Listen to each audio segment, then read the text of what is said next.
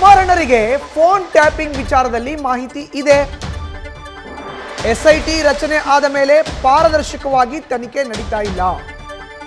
Phone tapping ವಿಚಾರದಲ್ಲಿ ನಿಖಿಲ್ ಕುಮಾರಸ್ವಾಮಿ ಈ ಹೇಳಿಕೆಯನ್ನ ಕೊಟ್ಟಿದ್ದಾರೆ. ಕುಮಾರಣ್ಣ ಅವರು ಹಾಸನ ಸಂಸದರಿಗೆ ಮನವಿ ಮಾಡಿದ್ದಾರೆ. ದಯಮಾಡಿ ಬಂದು ಎಸ್ಐಟಿ ತನಿಖೆಯನ್ನ ಎದುರಿಸಿ ಅಂತ ಹೇಳಿದ್ದಾರೆ. ಹಾಸನ ಸಂಸದರು ಶೀಘ್ರವಾಗಿ ಬರಲಿ ಅನ್ನೋದೇ ನಮ್ಮ ಆಶಯ ಅಂತ ಹೇಳಿಕೆನ ನಿಖಿಲ್ ಕುಮಾರಸ್ವಾಮಿ ಕೊಟ್ಟಿದ್ದಾರೆ.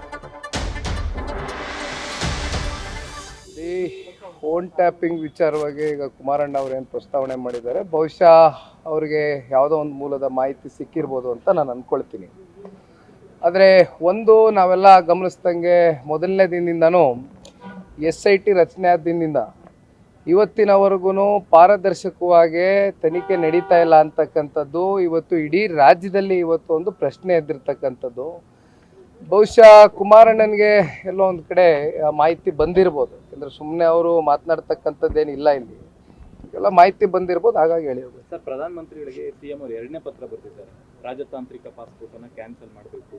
ಕುಮಾರಸ್ವಾಮಿ ಅವರು ಕೂಡ ಮನವಿ ಮಾಡಿದ್ರು ಪ್ರಜ್ವಲ್ ಅವರಿಗೆ ಬನ್ನಿ ಅಂತ. ಸೊ ಕುಮಾರಸ್ವಾಮಿ ಅವರು ಮಾತು ಬೆಲೆ ಕೊಟ್ಟಿಲ್ಲ. ಸೊ ಏನು ವಾಟ್ ನೆಕ್ಸ್ಟ್?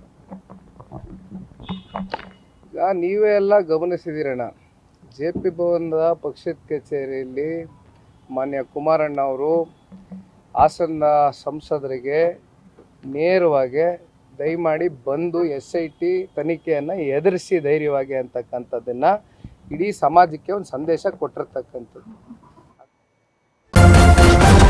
ನ್ಯೂಸ್ ಫಸ್ಟ್ ನಿರ್ಭೀತಿಯಿಂದ ನಿಮ್ಮ ಪರವಾಗಿ.